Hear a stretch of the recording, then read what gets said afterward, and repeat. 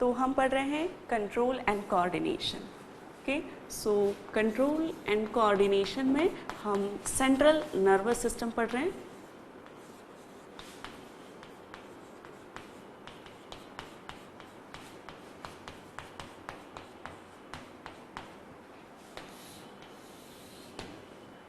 सो central nervous system में हमने क्या पढ़ा था?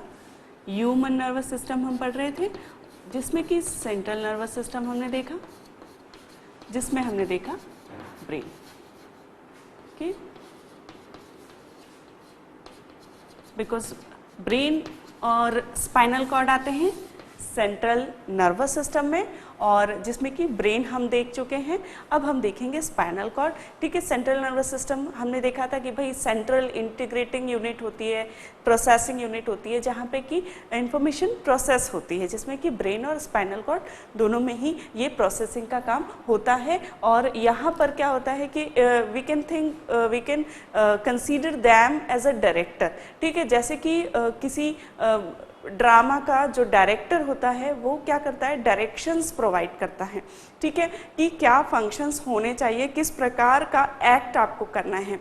जबकि एक्टर या परफॉर्मर क्या करते हैं? According to the director's direction वो क्या करते हैं? एक्ट करते हैं या परफॉर्म करते हैं।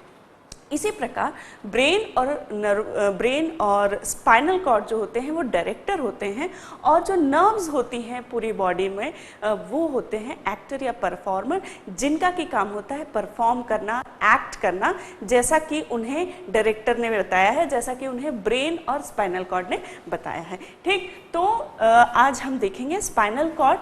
तो स्पाइनल कॉर्ड जो होती है हमारी बैक बोन में रहती है।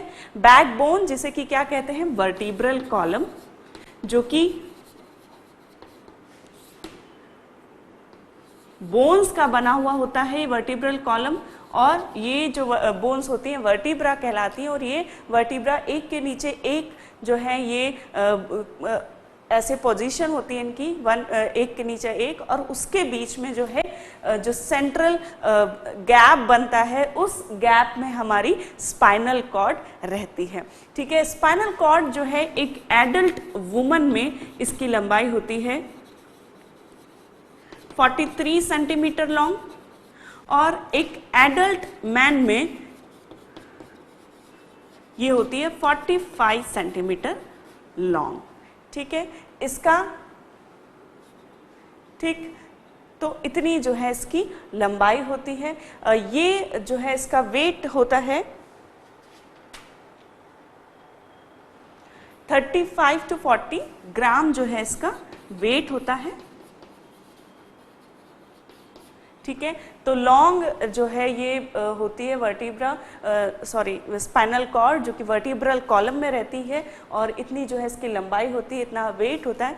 एक्चुअली में इसका जो कंपोजिशन है वो नर्व फाइबर्स जो है वो इसमें रहते हैं, नर्व्स रहती हैं इसमें, और ये जो नर्व्स हैं इसके काफ़ी सारे जो है कॉम्प्लेक्स एरे ऑफ नर्व्स जो है इस स्पाइनल कॉर्ड में रहता है। और ये जो स्पाइनल कॉर्ड है it gives arises 31 spinal nerves.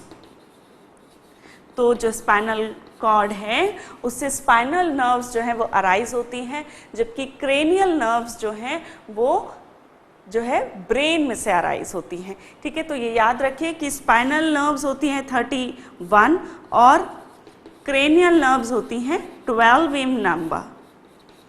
ठीक है, जो कि कहाँ से अराइज होती हैं? ब्रेन से, और स्पाइनल नर्व अराइज होती हैं स्पाइनल कॉर्ड से। ठीक है, तो स्पाइनल कॉर्ड हमने देखा वर्टिब्रल कॉलम में रहती है, इसकी लंबाई इतनी होती है। और वर्टिब्रल कॉलम जो है, वर्टिब्रल कॉलम काफ़ी लंबा होता है as compared to the spinal cord, around 70 centimetre long होता है वर्टिब्रल कॉलम। दैट मीन्स जो वर्टिब्रल कॉलम है उससे काफ़ी स्मॉल होती है। ठीक है, आप देख सकते हैं इसकी लंबाई है अराउंड 43-45, उसकी लंबाई है 70 सेंटीमीटर। तो जो वर्टिब्रल कॉलम होता है उसके अंदर जो है स्पाइनल कॉर्ड जो है वो काफी छोटी होती है। स्पाइनल कॉर्ड के जो टर्मिनल एंड्स होते हैं, ठीक है, वो फिलामेंटस लाइक होते हैं, फिलामेंट लाइक। तो इसको जो है क्वाडा इक्वीना कहते हैं, क्वाडा इक्वीना। इक्वीना, क्वाडा मीन्स टेल और इक्वीना मीन्स हॉर्स। तो जो हॉर्स टेल होती है उसकी तरह जो है स्पाइनल कॉर्ड रहती है। तो इस प्रकार जो है वो स्पाइनल कॉर्ड रहती है और एंड पार्ट पर इस प्रकार फिलामेंट्स लाइक होते हैं। तो इस फिलामेंट्स लाइक स्ट्रक्चर को इन्होंने कहा क्वाडा इक्वीना, और ये जो है टर्मिनल एंड इसका स्पाइनल कॉर्ड का रहता है, and it give arises spinal nerves. ठीक, तो स्पाइनल पढ़ लिया हमने, स्पाइनल कॉर्ड, ठीक है, बहुत ज़्यादा डिटेल्ड स्पाइनल कॉर्ड का स्ट्रक्चर नहीं है हमें यहाँ पर, और ब्रेन और स्पाइनल कॉर्ड जो कि सेंट्रल नर्वस सिस्टम में आते हैं वो हमने देख लिए हैं। अब हम देखेंगे पेरिफेरल नर्वस सिस्टम। ठीक है, अब हमने पढ़ लिया सेंट्रल नर्वस सिस्टम किस प्रकार का होता है, अब हम देखेंगे पेरिफेरल नर्वस सिस्टम। तो पेरिफेरल नर्वस सिस्टम जो कि पेरीफेरी में होता है बॉडी में, ठीक है, तो पेरीफेरी में क्या होता है, नर्व्स। ठीक है, तो जो नर्व्स होती हैं, बंडल ऑफ नर्व्स, वो बनाती हैं पेरीफेरल नर्वस सिस्टम। ठीक है, और ये नर्व्स जो होती हैं कौन कौन सी होती है, एक तो मैंने आपको बताई क्रेनियल नर्व्स, एक होती है स्पाइनल नर्व। अब ये नर्व्स क्या होती है, इनका किस प्रकार का स्ट्रक्चर होता है, तो वह न्यूरॉन, ठीक है, जो एक ही प्रकार का फंक्शन करते हैं, ठीक है, विच serves similar functions, what they do, they unite and they, जो उनके फाइबर्स होते हैं, दे come into the bundle, ठीक है, they forms a bundles, and these bundles are covered with the connective tissue, and then they forms nerves. What happens, हमने देखा neurons, हमने देखे न्यूरॉन्स में हम एक्सॉन्स को फाइबर्स भी कहा जाता है। ठीक है, तो जो ये फाइबर्स होते हैं, तो जो सिमिलर टाइप के फंक्शंस करते हैं न्यूरॉन, उनके जो फाइबर्स रहते हैं वो क्या करते हैं, एक स्ट्रक्चर यदि हम देखें एक नर्व का ट्रांसवर्स सेक्शन यदि आप देखेंगे, ठीक है, तो किस प्रकार का होगा ये हम देखते हैं। तो जो नर्व्स होती हैं, वो जो नर्व्स हैं वो बंडल्स ऑफ नर्व फाइबर्स होते हैं। ठीक है, तो अब इसमें इस प्रकार से आप देख सकते हैं ये बंडल्स हैं। ओके, इनमें जो है सिमिलर टाइप के न्यूरॉन्स, ठीक है, तो बंडल्स ऑफ बंडल्स है ये।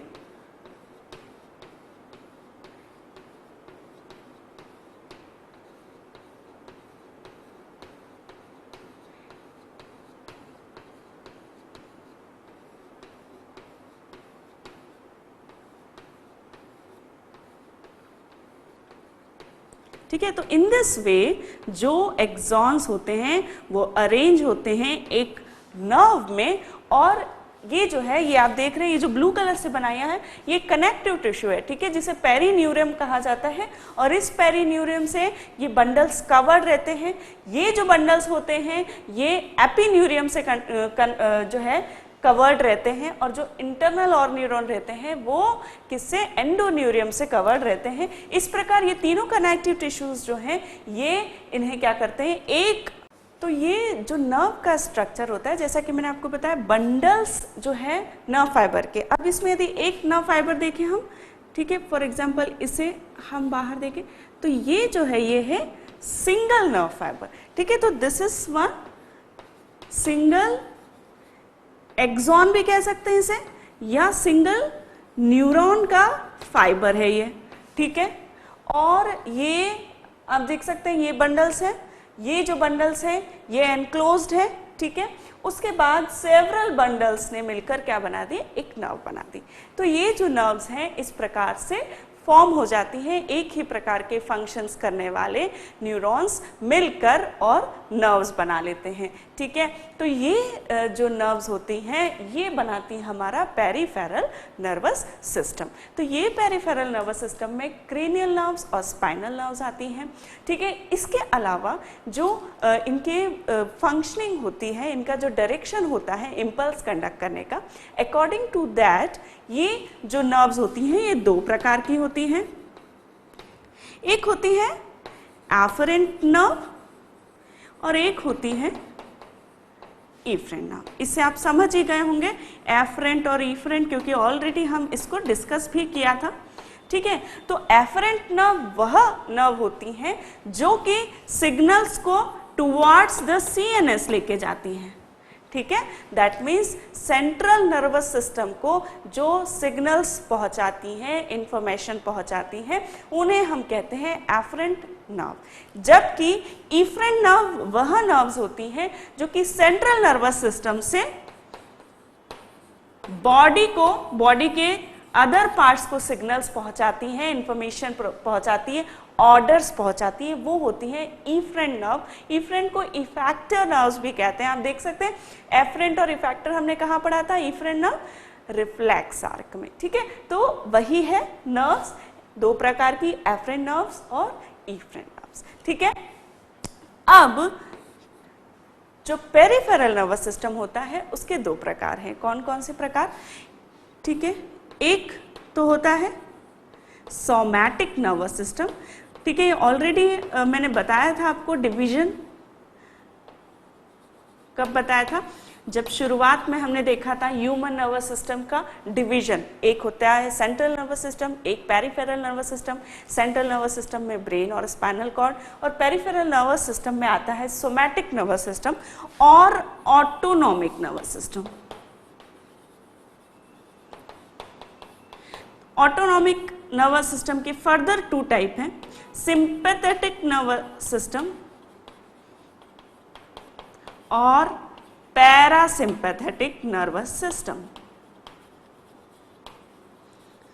ठीक है, सोमैटिक नर्वस सिस्टम के तहत वो सारी एक्टिविटीज आती हैं जो कि वॉलेंट्री होती हैं।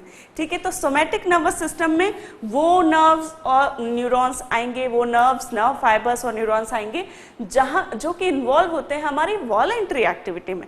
वॉलेंट्री एक्टिविटी आपको पता है, हमने देखी थी क्या क्या होती है। फॉर एग्जाम्पल, हमें वॉक करना है, सिट करना है, ठीक है, उठना है, खड़े होना है, standing, walking, swimming, all those are what, voluntary activity, जो कि हम अपनी विल के अकॉर्डिंग कर रहे हैं। तो सोमैटिक नर्वस सिस्टम में सभी वॉलेंट्री एक्टिविटीज आती हैं, जबकि parasympathetic nervous system involuntary activities में इन्वॉल्व होता है, ऑटोनॉमिक, इसीलिए उसे कहा है ऑटोनॉमिक, जो कि खुद हो रहा है, सेल्फ जनरेटेड है।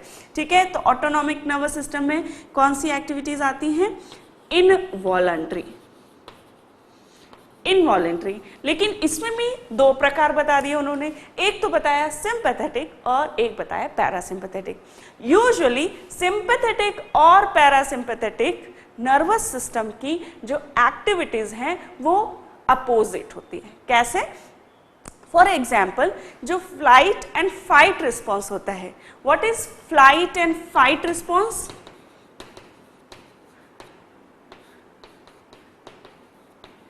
फॉर एग्जाम्पल, बहुत सडन डेंजर की स्थिति में जो रिस्पॉन्स बॉडी प्रोड्यूस करती है उसे कहते हैं फाइट और फ्लाइट रिस्पॉन्स। फॉर एग्जाम्पल, यदि आपके सामने अचानक एक बहुत बड़ा लायन या टाइगर आ जाए, बहुत बड़ा भी ना हो, सिर्फ लायन या टाइगर आ जाए, तो क्या होगा? सडनली क्या होगा?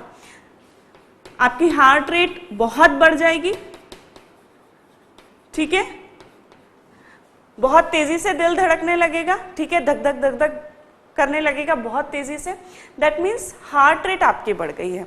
इन दैट केस यदि आपका ब्लड प्रेशर नापा जाएगा वो भी बढ़ा हुआ मिलेगा। आपकी जो रेस्पिरेटरी रेट है, सांस जो लेने की अपनी रेट होती है पर मिनट, वो भी आपकी बढ़ जाएगी। ठीक है, that means increased breathing rate, breath rate बढ़ जाएगी। ठीक है, बॉडी हीट बढ़ेगी, एकदम से जो है हमें बहुत पसीना आने लगेगा, गर्मी लगेगी, स्वेटिंग होगी। तो ये जो सभी रिस्पॉन्स हैं ये सिंपैथेटिक नर्वस सिस्टम प्रोड्यूस करवाता है। ठीक है, तो sympathetic nervous system is responsible to produce the fight और flight response in condition of any danger. ठीक है, तो डेंजर की कंडीशन में जो फाइट और फ्लाइट रिस्पॉन्स होता है वो हमारे सिंपैथेटिक नर्वस सिस्टम के कारण होता है।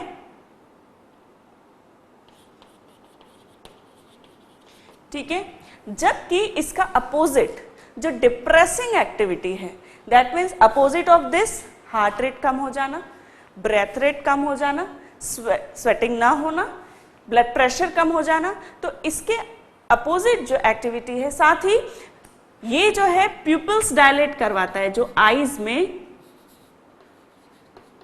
प्यूपिल होते हैं वो ये करवा देता है डायलेटेड। ठीक है, और साथ ही जो वेसल्स होती हैं हमारी ब्लड वेसल्स, उन्हें भी डायलेट करवाता है, और उन्हें डायलेट करवाने की वजह से ब्लड सप्लाई बढ़ जाती है बॉडी पार्ट्स में, और इसीलिए जो है हीट हमें ज़्यादा लगती है बॉडी में। ठीक, तो सिंपैथेटिक नर्वस सिस्टम ये सारी चीज़ें करवाता है, जबकि पैरासिम्पैथेटिक अपोजिट एक्टिविटी कराता है इसकी। ठीक है, तो जब पैरासिम्पैथेटिक एक्टिविटीज होंगी तो opposite of this will happen, heart rate will decrease, blood pressure will decrease, vessels will be constricted, pupils will be constricted, breath rate जो है हमारी कम हो जाएगी। तो जो डिप्रेसिंग रिस्पॉन्सेस हैं वो पैरासिम्पैथेटिक नर्वस सिस्टम करवाते हैं। ठीक है, तो इस प्रकार ऑटोनोमिक नर्वस सिस्टम में सिंपैथेटिक और पैरासिम्पैथेटिक जो है वो आते हैं नर्वस सिस्टम, जिनके के अपोजिट एक्शंस होती हैं। पैरासिम्पैथेटिक नर्वस सिस्टम डाइजेशन में जो पेरिस्टल्सिस होती है एलिमेंट्री कैनाल की, जो भी हम खाना खाते हैं तो वो आगे कैसे बढ़ता है, जो हमारी एलिमेंट्री कैनाल या गट है उसमें कंटिन्यूअस मूवमेंट होते रहते हैं, वेवी मूवमेंट होते रहते हैं, और उन वेवी मूवमेंट की वजह से खाना आगे की तरफ बढ़ता रहता है, और उस मूवमेंट को कहते हैं पेरिस्टल्सिस। तो ये जो पेरिस्टल्सिस है ये पैरासिम्पैथेटिक नर्वस सिस्टम कराता है। ठीक, तो इस प्रकार हमने पढ़ा पेरिफेरल नर्वस सिस्टम, जिसमें कि आता है सोमैटिक और ऑटोनॉमिक नर्वस सिस्टम। सोमैटिक में वॉलेंट्री एक्टिविटी, ऑटोनॉमिक में इनवॉलेंट्री एक्टिविटी, सिंपैथेटिक में फाइट या फ्लाइट रिस्पॉन्स, और पैरासिम्पैथेटिक में डिप्रेसिंग रिस्पॉन्स। ठीक, तो ये हमने पढ़ लिया सेंट्रल नर्वस सिस्टम और peripheral nervous system, and in this way the human nervous system हम देख चुके हैं।